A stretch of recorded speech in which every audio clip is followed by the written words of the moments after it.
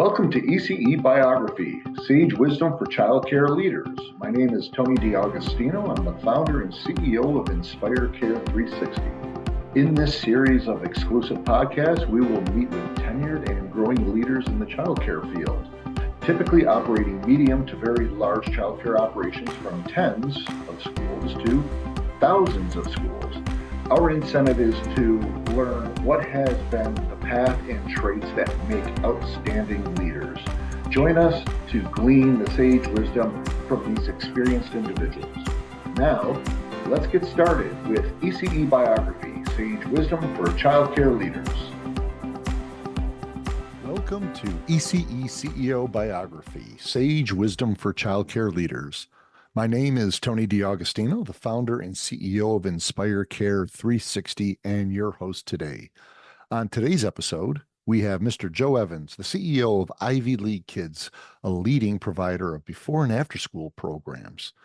Joe joined Ivy League Kids at its inception, a family-founded initiative to support school-age children and enriching and engaging programs. Over the years, Joe worked his way through every position within the company, gaining a comprehensive understanding of its operations and the needs for children and families it serves. In 2015, Joe took over the CEO, bringing his vision and leadership to the forefront. Under Joe's leadership, Ivy League Kids has experienced remarkable growth, expanding from around 20 locations to over 60, with plans for future expansion in new markets. Joe is passionate about the mission of Ivy League Kids, which emphasizes the importance of treating each child as a unique individual and fostering their self-esteem through trust, love, and respect. Joe is a committed father to his 12-year-old daughter, Ava. Their lake house serves as a cherished retreat where they enjoy quality time, from outdoor adventures to lighthearted dad jokes. In addition to his work with Ivy League Kids, Joe is an avid golfer, pickleball player, and outdoor enthusiast. He is also a part-time restaurant owner where he indulges in his culinary interests. Joe's multifaceted background and unwavering commitment to helping children and families makes him a dynamic and impactful leader in the field of education and recreational programs. His vision continues to drive Ivy League schools towards a future of growth and success, ensuring that each child in their care is given the opportunity to thrive. I've known Joe for a good while, and he's a wonderful guy to get to know. If you see him, please tap him on the shoulder and say hi. Welcome to the ECE CEO podcast, Joe. I'm really happy to have you today. How are you doing? Oh, I am great, Tony. I really appreciate you having me on today. Oh, no, we're really appreciative to have you on. Where do I find you today? Where are your offices for everybody who doesn't know? So our main office is in Mokina, Illinois. We are a Chicago-based company, about 30 miles south of Chicago. Oh, fantastic. My son is going for his PhD in Champaign, Illinois, so I know exactly where that's at. I was just wearing the colors the other day, so Right. been a good dad. Very cool, very cool. Well, good. Well, why don't we just jump right on into it? For those who are listening, we're going to interview Joe today, a little bit about understanding about his rise and ascension in leadership, and if there's things, whether it be good, bad, or sometimes even the ugly, about how you get to where you are. And so I wanted to start off today, Joe, with asking you if there's anything you could, share with us, maybe a favorite or a funny childhood memory that may have sparked your interest in leadership when you were young. Wow. Deep question to start off, but hey, I would say what inspired me the most in leadership is from a young age, I grew up in a very faith-based family. Growing up through church, early on, I found myself in the children's ministries, in the toddlers room, in the early education rooms, in being a part of youth leadership at a very young age. I think a big part of it was my parents, and how they raised us. I've got two brothers, an older brother, a younger brother, to influence people. And everything you say and everything you do influences people. And at an early age, continued to find myself in those early classrooms, just wanting to help, wanting to lead, wanting to teach. And I think that's really what helped me understand and learn that I wanted to be a leader growing up. Well, that's fantastic. When you think about that, and I sort of have a hint from what you said, um, but who were one or a couple of your biggest influences? Like I said, I think my parents were very influential in my life.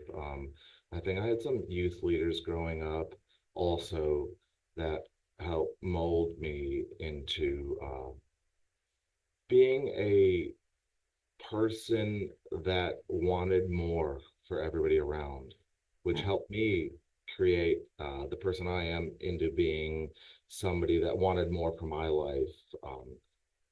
I'm a dad as well, and so I think uh, being molded through these youth leaders and such has helped me to inspire my child into being a leader for the future as well. That's awesome. When you look back at, like, for instance, with your mom, what do you think is the kind of quality that your mom brought to the table that you really sort of idolized or wanted to emulate? I think caring. Caring is the biggest word that comes to my mind immediately. She's always been somebody that is there for everyone. Good times, bad times. She's always been the person for people to look to uh, for understanding, for direction, for guidance. And so I think my mom really has helped me uh, in the position I'm at now to be that person, to be that open door, to be for the staff to, my door's never closed. Like even before we started this, I had to walk out there like, hey, my door's closed. They're like, what? I'm like, I'm just on the podcast quick, just so you know, make sure nobody comes in. But I have an open door. There's not a single person that's not allowed to come in my office.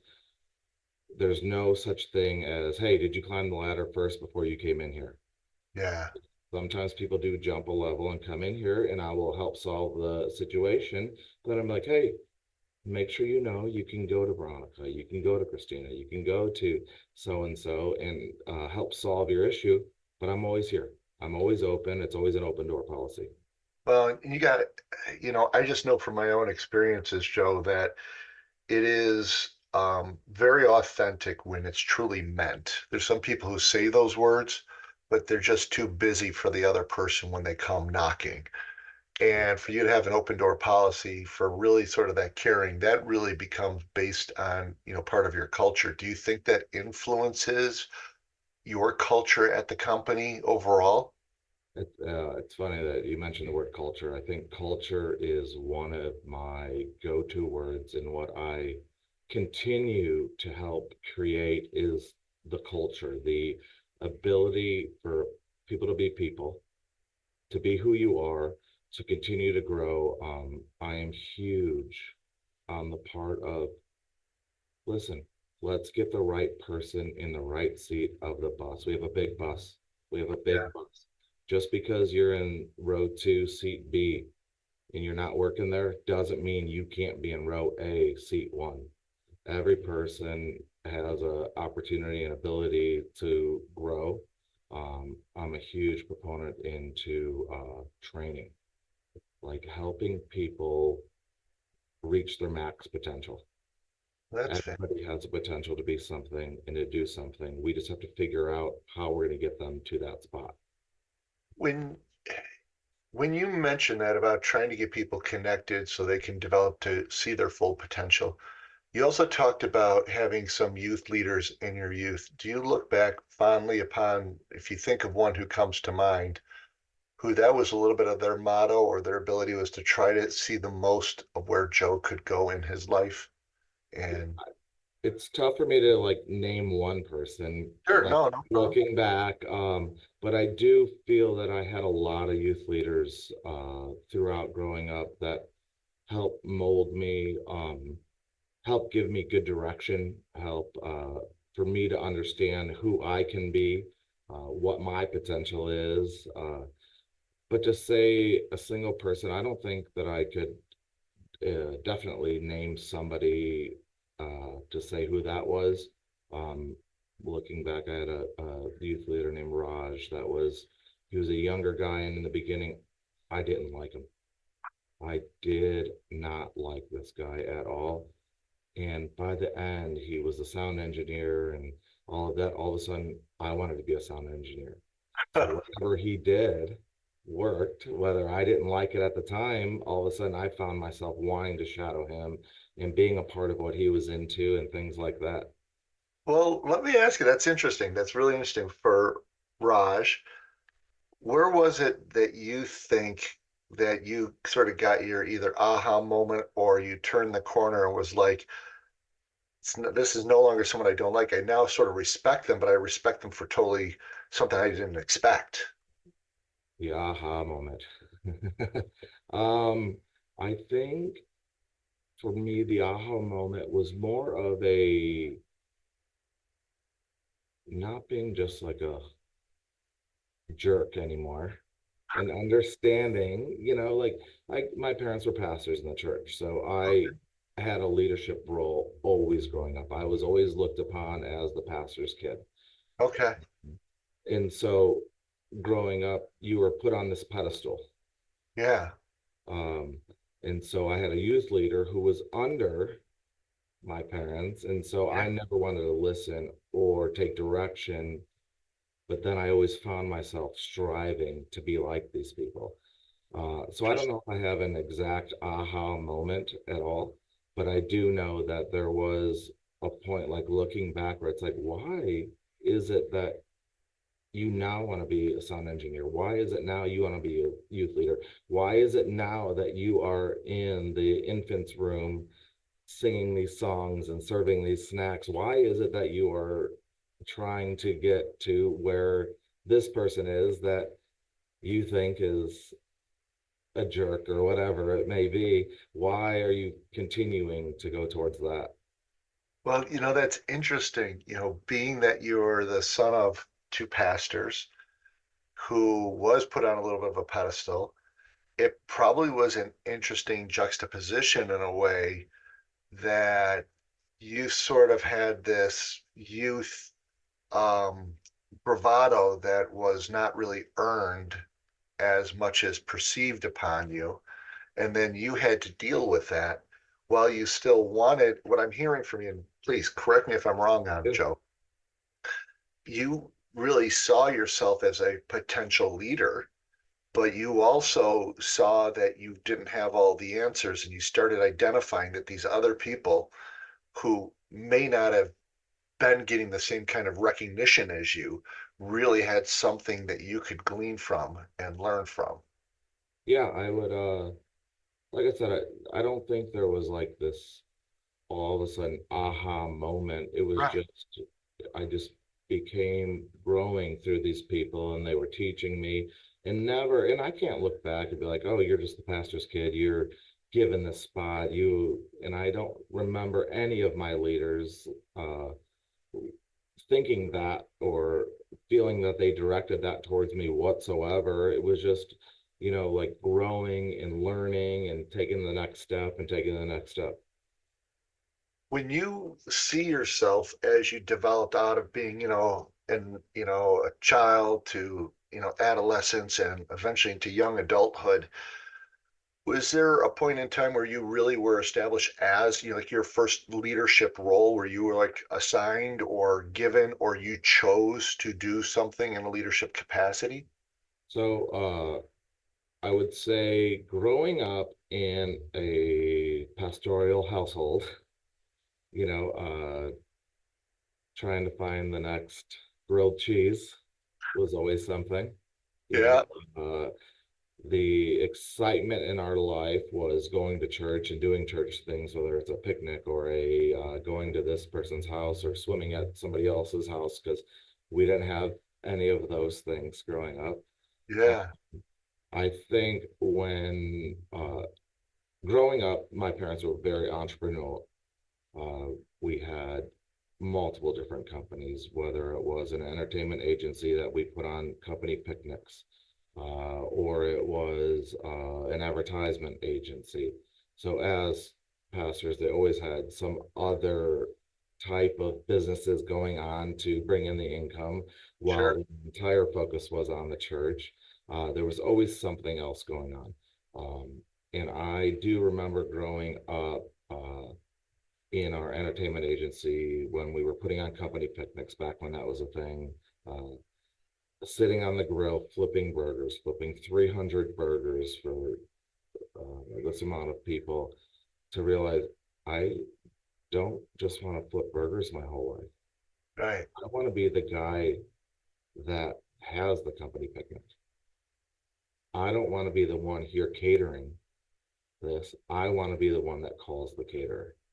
And so Wow. I think early on was like one of my ahas as to watching these CEOs of these companies just come up and be served by us. I'm like, I want to be served at some point. I want to figure out what it's going to be that I can bring 300 people to a company picnic while I hire a caterer to do this. Well, and I love that inflection point. Now, I know I'm sometimes asking you to go back in your memory. You're like, Tony, this is just too much. I can't remember all this stuff because I can't. But when you think about that, I think a lot of people like who listen to this are people who are aspiring to get to different levels of leadership. Yeah. And you sort of get that moment, as I call it, an aha moment, when you're like, you know what, this is where I'd really like to be. Do you remember what changed your mindset in the sense of you're like, okay, nobody's going to probably get me there. I sort of have to do this myself. Do you remember sort of what might be some of the first steps that you decided to take to drive yourself into a direction of becoming that eventual CEO who served the burger as to the one flipping them? Um, I think part of it was growing up in a household where things weren't just given to me. Um, I had to earn, yes, I had every need I ever needed was given to me. I don't want to take that at all away. But my wants weren't always there. I had to work hard for my wants. I started working full time when I was 15 years old. Uh, my parents would drive me to work, pick me up. I would stay at my boss's house for the night. I started working full time and I understood that nothing is given ultimately. We have to work for everything every day, all day long. And I'm not talking that you have to put 70 hours in a week, but it has to be a mindset. It has to be a shift in mentality to say, hey, this world is not given to me. I need to go earn every bit of what I want. My first vehicle, I went to my neighbor and he was selling it. It was a Toyota Celica, 1984 Toyota Celica, and he wanted $1,000 or $1,200 for it. And I went to him, I go, I can give you $50 a month until this thing's paid off. He goes, done. And I Oh, got my first loan, my first credit, oh, and I paid my neighbor $50 a month until that's I awesome. pulled up in it. I had so much pride in that vehicle.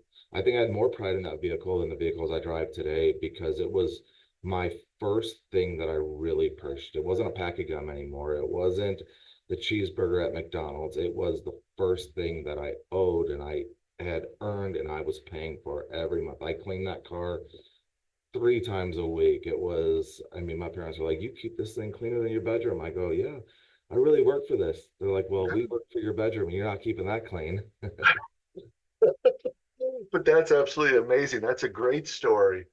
And let me relate that a little bit to today. I think that the recent generations get a bad rap, whether it be millennial or Gen Z, they get a bad rap because, there's a few people who tend not to want to earn, and it sort of permeates across the generation. But I've seen a lot of people, especially the ones who work for my childcare schools, who work so hard. They really do. And underpaid. And they are underpaid Yeah, too. it's crazy. If you were to give yourself, Joe, advice before you bought that first car, before you were the guy flipping the burgers, not wanting to be the guy flipping the burgers, what advice would you give your younger self right now who was up and wanting to become something more? I think nothing is given. You have to earn every part of everything you do. There's no education that's given. You have to earn your education. There Right. is no dollar that is given. You have to earn your dollar. There's no personal trait as to who you are going to be in the future, who you're going to grow to learn to be.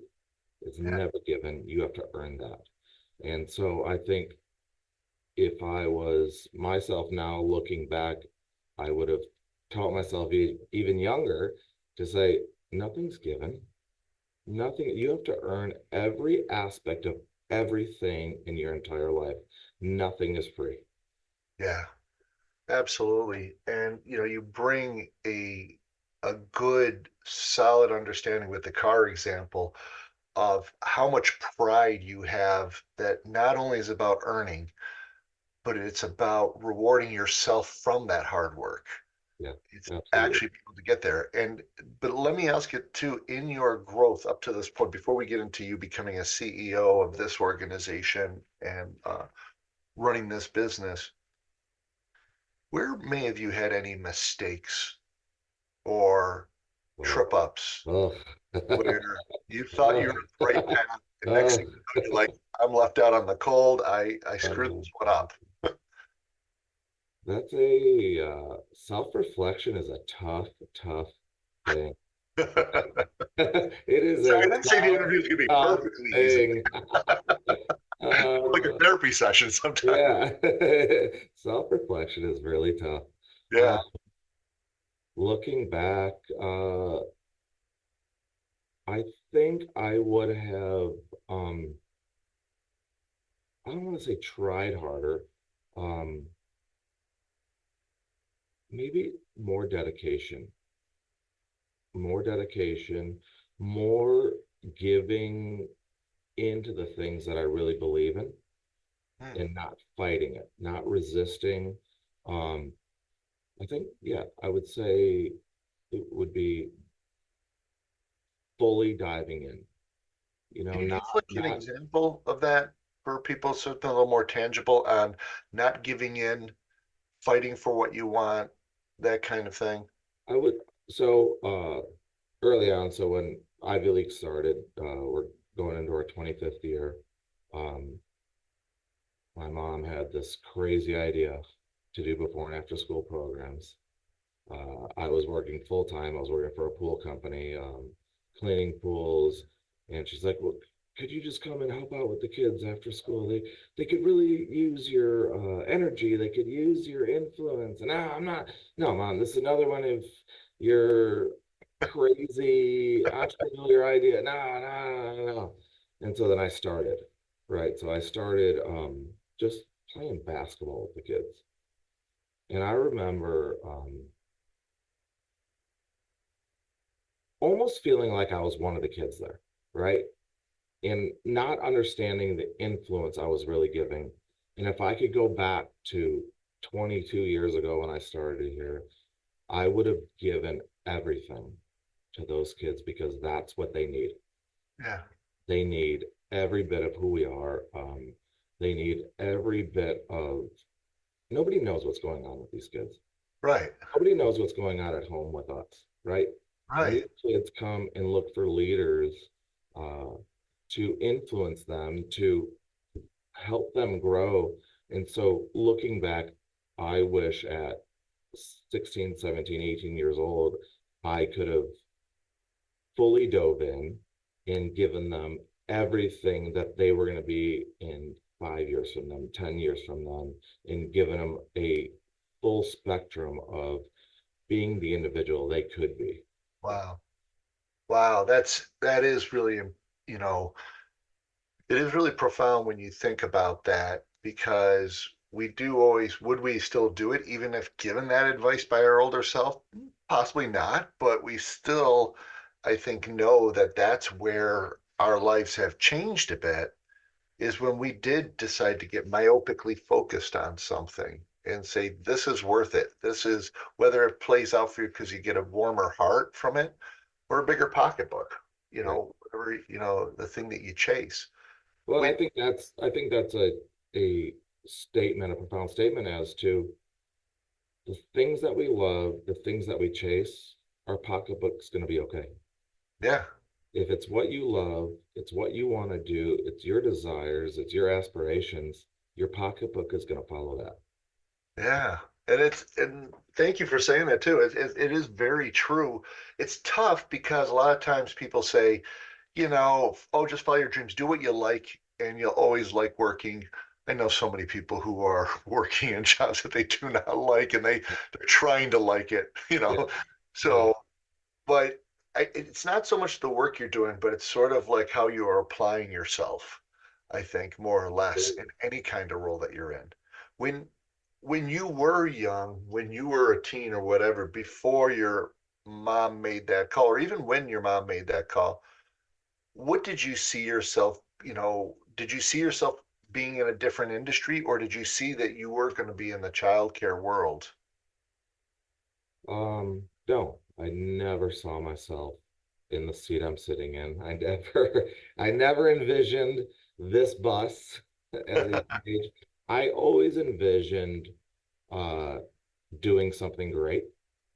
Uh, Yeah, at a young age, I thought it was going to be more of at a young, I've had these vision boards. I'm a big vision board person. I'm a very big proponent as to put it into the future and the future gives it back to you. yeah, I am a very open-minded person when it comes to that. And I think for me, I didn't know that it was going to be in the childcare world whatsoever.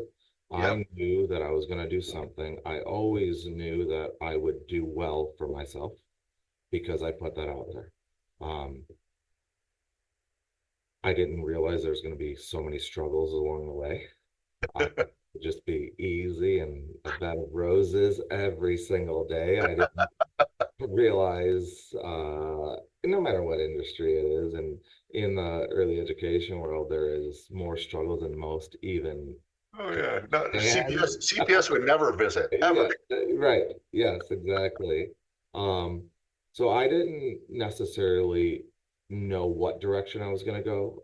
I knew it'd be something in business, Yeah. uh, but never in my wildest dreams would I thought I would be sitting in this seat of the bus that I'm on.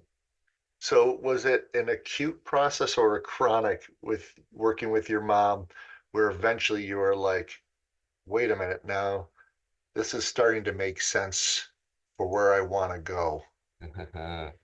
Well, it started as a acute process as to when I started working, I was an aide at one of our, so what we do is before and after school programs. Sure. So we have Montessori, a couple Montessori schools as well, but what we really focus on is before school, after school, and providing the best programming within schools.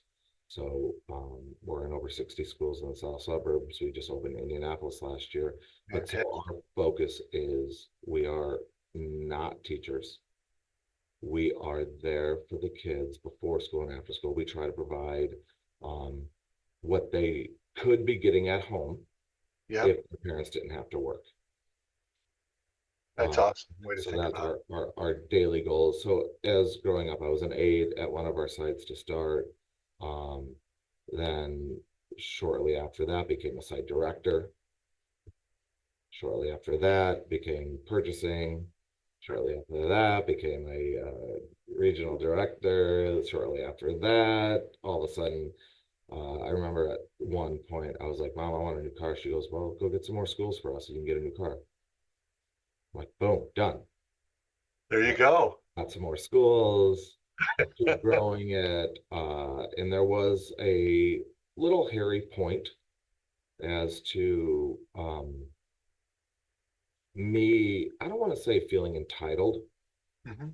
but the one that I felt at some point I had grown the company to a spot. I was the one with our contracts, with our contacts, with had most of the staff working under me, and and it was probably a feeling of underappreciation. Mm, It didn't, it wasn't a thing about what was in my pocketbook or in my bank account. It was, I think it was more of a feeling of underappreciation.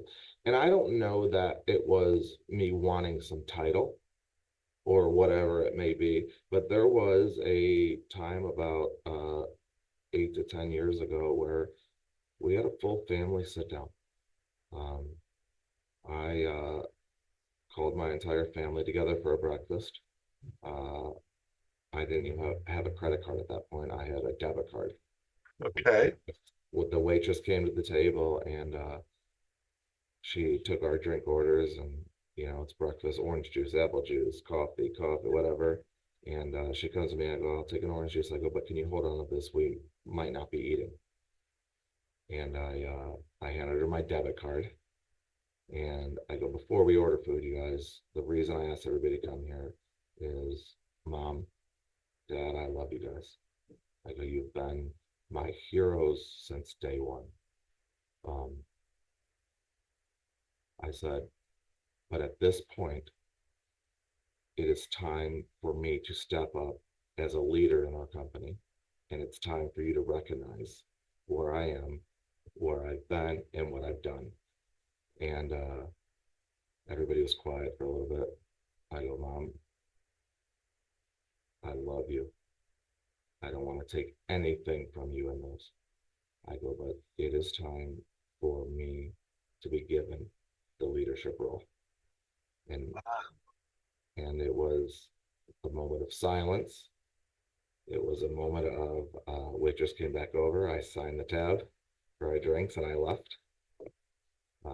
My dad called me directly after that. He goes, I can't believe you did that. And I said, Dad, I was not out of line. I was very respectful. He goes, I know you are, but your mom's so upset right now. And within the next 6 months, I was given the role of CEO. Wow. And Wow. it was a very, I don't want to say trying time for our family, but it was a time of growing and Yeah. learning. And so, yeah, it was, Unrest. Yeah. yeah, it was unrest. Yeah, it was about, 4 months of unrest. And then it was 2 months of figuring out what it really meant. And really, it was only the title that I was giving. I was already doing all of it. I was already the one leading our team. I was the one doing all the hiring. I was the one putting our ladders in place. I was the one with our growth mindset. I was the one that took it from X amount of schools to where we were at that point. And so I think it was tough, very tough for them to uh, not relieve leadership to me, but to allow somebody to take their baby Right. and now watch it grow into what it is and not have the entire end all be all decision making and all of that. Yeah. Well, couple questions out of that alone. First is, before you went into that conversation, what did you have to do to psych yourself up? Or were you already there? You're like, listen, I'm already here. This is a must. Or Oh, what? I'm gonna tell you, I was so psyched up until I walked in the door of that restaurant. I had myself, I was all the way here. I was ready. I was like, you got this, Joe. You got this. Let's go. Let's go. I opened the door of the restaurant. Shoo. I was like, oh, what are you doing? What are you doing? You sure you're doing this? Are you ready for this? Are you ready for this? And And you're the I had pastor's kid never, all over again. oh, Yeah. I had never called a full family meeting like this. It wasn't, and I had everybody there. And so I'm like, you set this up. You can't back down now. You have built yourself. You know what you're doing. You rehearsed it. I had literally sat in front of a mirror, talking to myself, going through what I was going to say, what I was going to do, the motions, the actions. When I walked in there, all out the window, all out the window. Yeah, I think that reminds me of a recent quote by Mike Tyson. He goes, everybody's doing fine in a fight until they get punched in the face Yeah, yeah, or absolutely. punched in the nose, and then things all Yeah, go out the window at that yeah, point. yeah. It was. I mean, I was so psyched up. Even driving there, like like adrenaline starts pumping, like adrenaline going. I'm like, you got this. You're fine. You're fine. You're fine. Like convincing myself. Right. Parked, walked in. Uh-oh, Oh, wow. it's real. Now it's real. Now it's The bell real. has the bell has rung, and that's a statement that I also still live by. You know, you can't unring a bell. Right. Once the bell has rung, you cannot unring it. So your intentions, your actions, and the things you say, all you cannot take back. Once you ring that bell, there is no taking it back. Yep. And so that leads me to, if you were people are listening here and they're like, they want to elevate themselves into more leadership roles. They might be in one today, they might be aspiring to be a leader one day. It took you that, a little bit of hubris, to get yourself to a place where you're just psyched up and you're ready to go. People have, situations that they're in that they're trying to get to the next level, and you had sort of that breakthrough moment where you forced it. You forced that to happen, and which ended up being for a great thing for your whole family, actually. What would you recommend about that for others who are striving, but also using what you just ended with too is it's hard to unring a bell. So be thoughtful Right? about Be what you do. intentional, be intentional, be thoughtful, and be full mindset. I try to inspire my staff on a daily basis. And here's what I tell them. I go, if there is nobody that can take your position, then you're replaceable. You should Yeah, always be inspiring somebody to move into your role. It's not somebody that's taking you away. It is somebody that's moving into your role. So you yeah, can grow to the next position. So as somebody trying to grow into leadership, make sure you have inspired the people beneath you and have trained them and have grown them to a spot where they can promote you because there's the next person to come into your spot. absolutely. And it's fantastic advice. It almost seems, for those who haven't had a lot of leadership experience in the past, it almost seems counterintuitive, right? Absolutely. That you're putting yourself at risk if you teach everybody below you who's working for you. I shouldn't really say below you, or who's Yeah. really On your executing, team, under your team, yes, whatever it yeah, may be. Yeah. part of your team. If you get them executing at the level that you are, it seems like, well, that could be a threat. That could be where I'm going to put myself out of a job. But what you're saying is the exact opposite. And I'm a wholehearted believer of that, because what you're doing is you are really backfilling yourself so you can go on to the next level yourself. Yeah, absolutely. I think it's a very tough concept for people to grasp as to I'm going to train somebody to do my job so they can take it from me. Absolutely. Yeah. And you can grow to the next position. And I think most people don't understand in life, in business, nothing stays even. You're either going down or you're going up. Yep. Nothing ever just runs on an even keel. So even in every position, either you're going up or you're going down. So if Yeah. you're not training the people to help you go up, then you're going down and you're meeting the next person beneath you. Yeah. That's fantastic. It's really solid guidance, Joe, I think, because I think we see it oftentimes in our industry a lot, because for a number of teammates who move from a teacher or a caretaker or whatever you may even call them over at Ivy League kids, um, they move into an administrative role. And sometimes it's their very first management role they've ever been in. Yeah. And the natural thing to do is to sort of insulate and protect themselves so someone else doesn't take their job, Yeah. you know? And it's to be where, no, you have to come to me. I'm the boss. Yeah, As to empowerment, you're looking to use the stick, you know, approach, not the carrot. right. Absolutely. Yeah. There's the carrot and there's the stick. Yeah, It wins every time. The carrot wins every single every time. single time. Every single time. And if you want to find yourself recruiting people over and over again, use the stick period because, Yeah, it's who is on your bench, yeah, who's behind you, who is ready to follow you as a leader, who is ready, inspired because, hey, I could have your role someday. hmm Who are you training? Who are you developing? Who, if you're not training and developing, then you're in the wrong seat yourself. yeah. So as you continue that, one of the things I want to jump back first before I go forward, the reason is I know what it is, but I want to make sure that everybody out there understands what it is. You mentioned a vision board earlier. Could Yeah. you tell everybody a little bit about what a vision board is to you and how you use it? Um, so I am a very visual person. I literally go to Michael's Craft and buy a big board. I go to my printer. I print out images and documents and words of inspiration for me at the time. And I try to do it every January. And I started doing it with my daughter 3 years ago. And the first year, I guided her too much in her vision board, trying to make her put things on her board that I wanted for her, right? Uh, Instead of just letting her, what is it that you want to do? And then since then, understanding and learning that even for staff as well, like it's not what I want for you.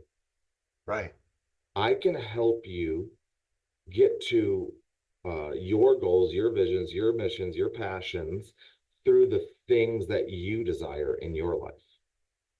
And so for me, I every January, uh, hopefully by the end of January, I do it every year. This year it was beginning of February. Uh, but I sit down and I go through um, a self-reflection. I pull my old vision board out, which my vision board stays in my bedroom on my dresser, and it sits there. I see it every single morning, every single night before I go to bed. Um, do I pay attention to it as much as I should? No. Uh, but it is a constant reminder for me. Just things that I want for myself, I want for my family, I want for, I have, there's four sections of it for me. It's personal. I have a personal section. I have a health section. Okay, Uh, I have a business section, and then I have a work section. So there's four different, and last year I decided to combine them all together. So instead of having four different spots, I started putting the pictures all together with quotes in it and things that inspire me. So it is a constant reminder for me. It is a thing that I look toward forward towards every single day to how are you achieving? You can't just put this sticker on a board and right, things gonna happen. What are you doing to get there? right. How are you going to achieve these goals? Or does it come off the board? Or I've had things on my boards for 5 years.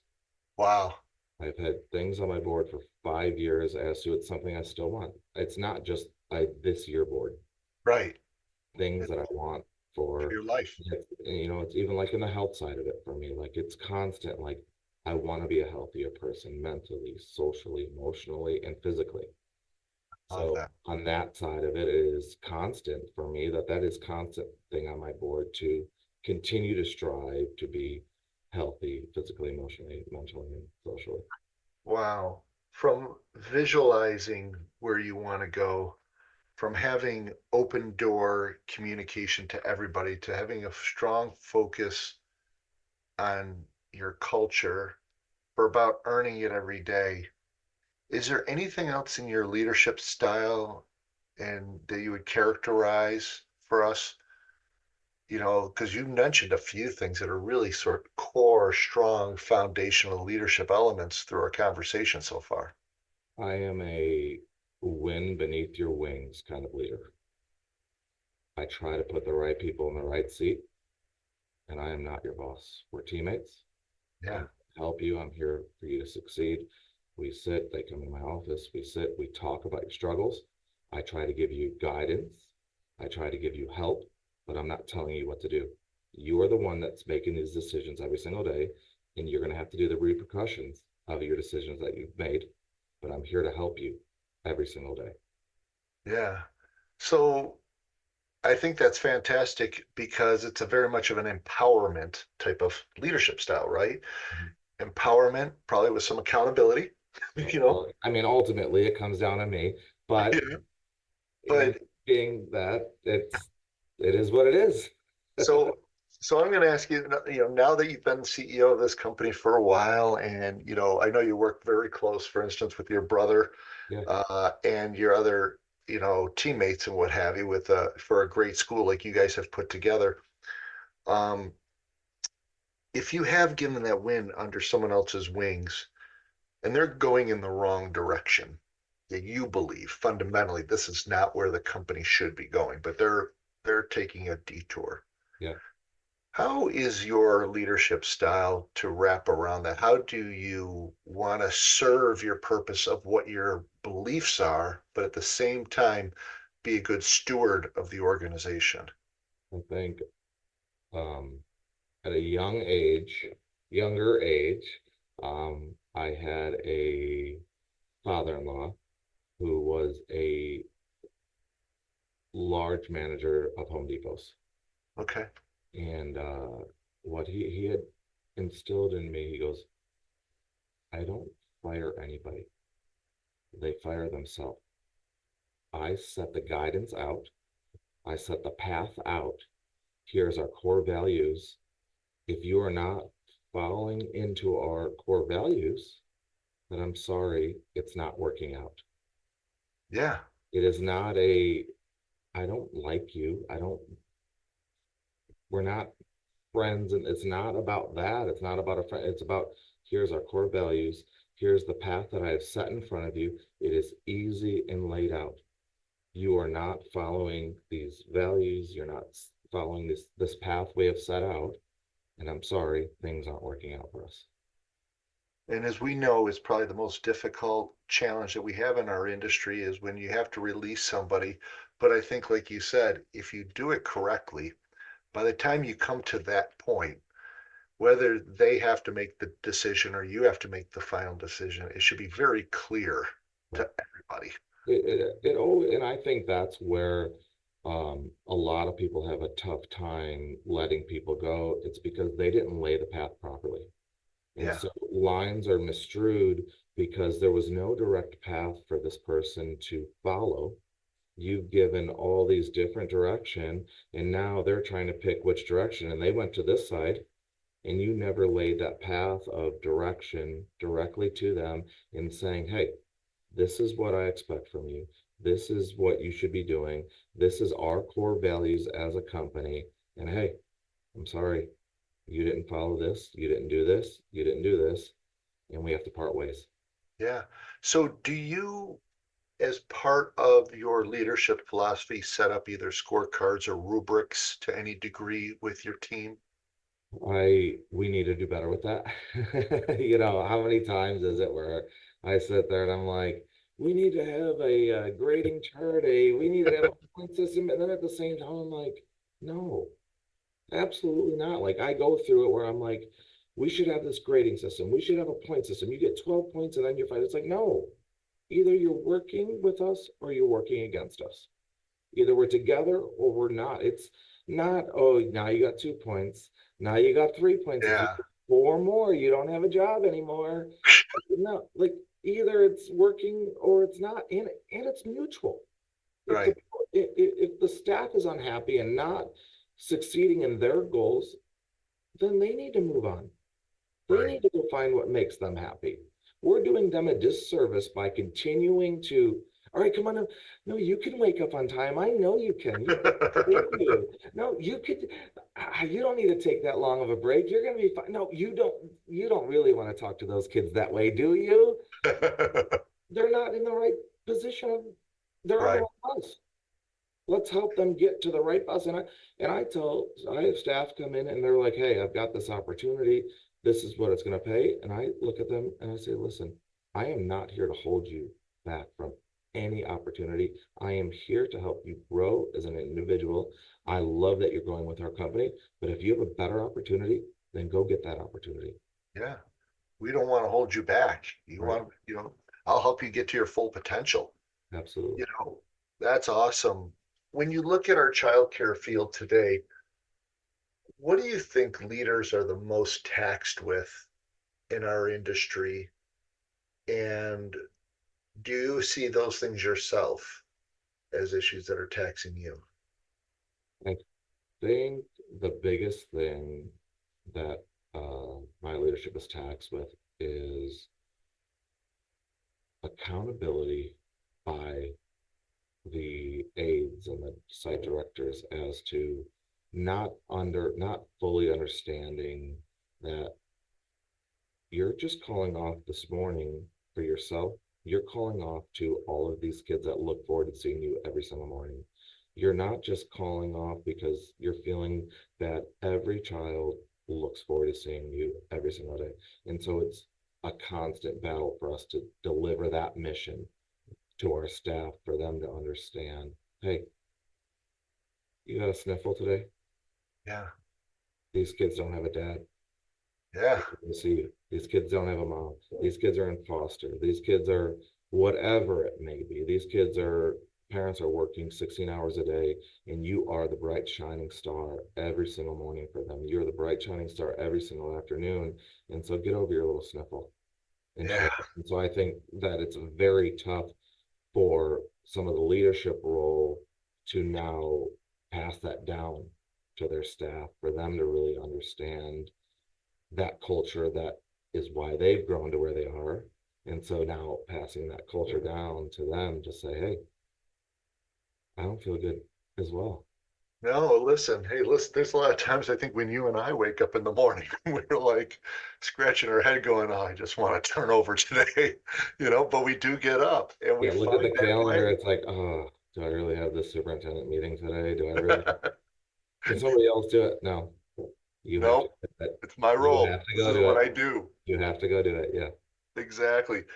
And I think it's really good. And I think it's important, because we do have a lot of things pushing against us. We have state, federal government, Department of Labor, all these things that, some of the things are very helpful for staff and for teammates to have the right kind of guidelines so they don't, get stuck, or, leadership and management don't treat them poorly.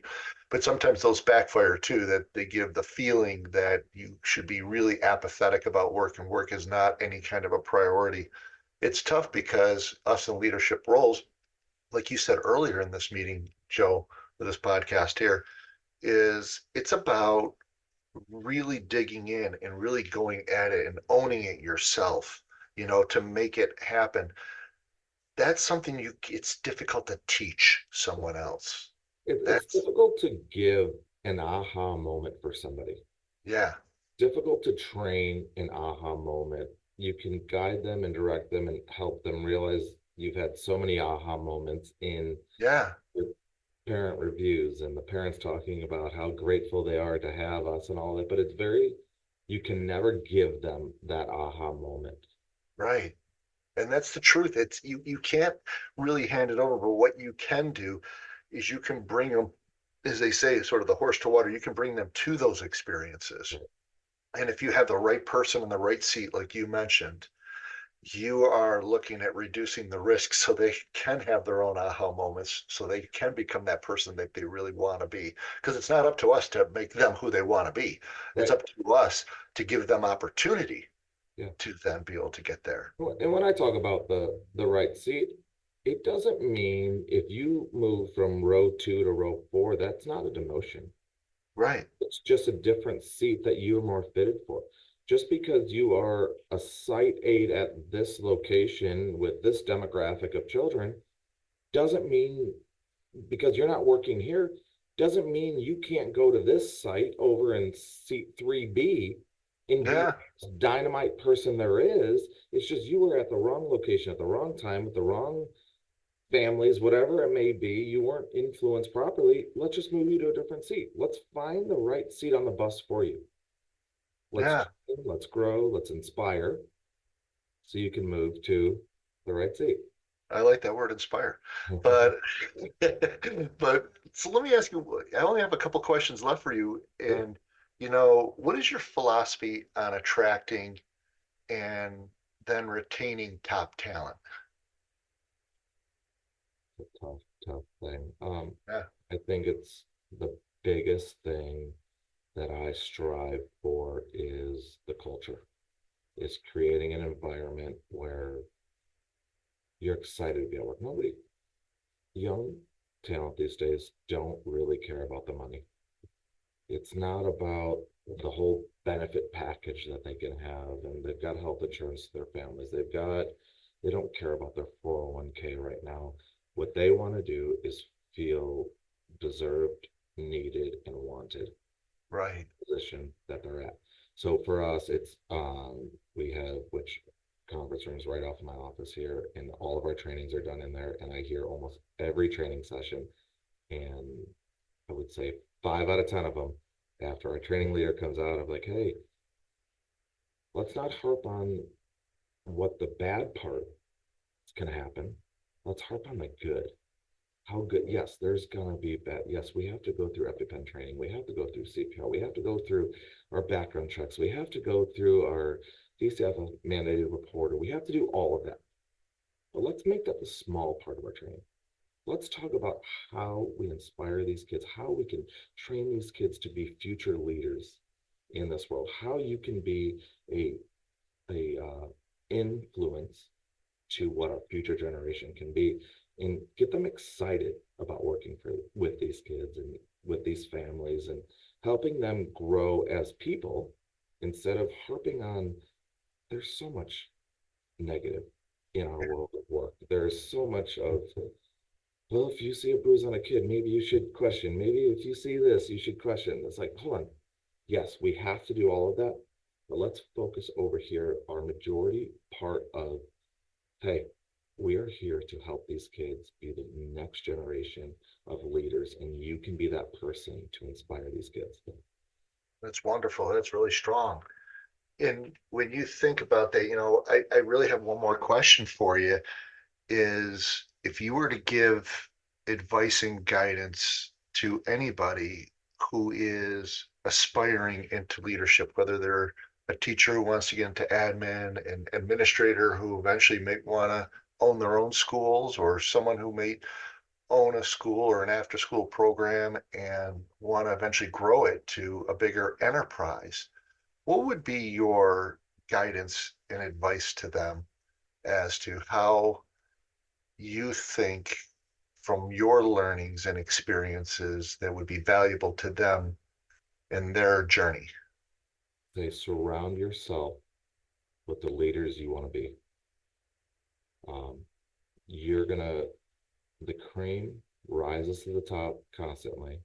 You surround yourself with people that are in areas that you don't want to be in, or in areas of demise, then that's where you're going to be. Surround yourself with people you want to be, people you aspire to be, people you want to learn from, and people you want to grow from.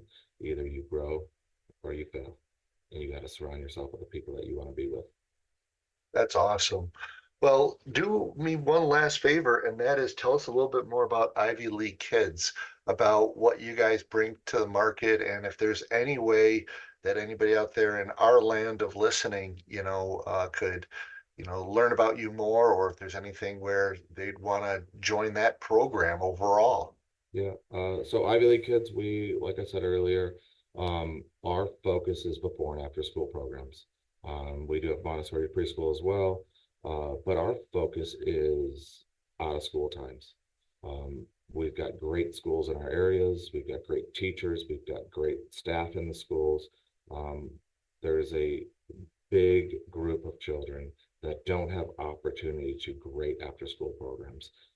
Yes, there is a lot of babysitting before school and after school, but what we focus on is the program aspect of it, providing what they could be having at home with great leadership at home, and not just educational. We've got STEM programs. I've got 40-foot STEM trailers I take to the schools. I've got cooking classes that I bring to the school. I've got a Awesome. early learning. I've got all the things that the kids want to do, that the parents need for their kids, that they could be providing Yeah. the opportunity because they have to work. Oh, and I love it. I also saw a lot of stuff on your website of doing like additional parties and events and things of that nature, and really sort of reaching to the families of what they need Yeah. to, shoulder all the responsibilities they have with kids today. Yeah, I mean, that's our big mission, is what can we do for you? And Right. and I'll throw this piece in there, and I like our billing department and all of that, and they'll be like, hey, we want to change our policy because it'll be easier for, I go, is it easier for us or the families? We are here to serve the families. I go, if it's mutual beneficial and it's easier for us and the families, I'm in for this. I go, but we're not just doing something because it's easier for us. Right. That's fantastic. Well, Joe Evans, I want to thank you greatly for joining us today on our podcast, ECE CEO Biography, Sage Wisdom for Childcare Leaders. This has been a great conversation. It actually flew by. We've been on here for an hour already, and could keep on going. And I Yes, love that. And hopefully, sometime in the future, you don't mind joining us again. absolutely. Absolutely. I'd love to. I appreciate you having me on. I appreciate what you guys are doing. Yeah. Well, thanks. I think, I'm a big believer, cut from the same thing as a lot of leaders, hopefully, in this industry, but I believe in high tides raise all ships in our industry. We're a small enough industry. We get to know a lot of each other. We'll see you. I'll see you at Kathy's event, I'm sure, coming up in the Absolutely. fall, as we always do, and we break a little bread together. That's right. And but it is an opportunity really to try to learn from these wonderful people we see walking by. And not only can we learn from other leaders, we can obviously learn from anybody, but people who've just taken on the chin a lot to try to get to where they are and doing what they're doing. I think there's a lot to get out of it. So thank you so much, Joe, for your time today. You have been listening to ECE Biography, Sage Wisdom for Childcare Leaders. Thank you very much for listening. We are greatly appreciative of your time. We will continue to produce these programs on an ongoing basis, and please hit the download button and subscribe to our podcast so you do not miss an episode. Thank you very much and hope you have a wonderful day.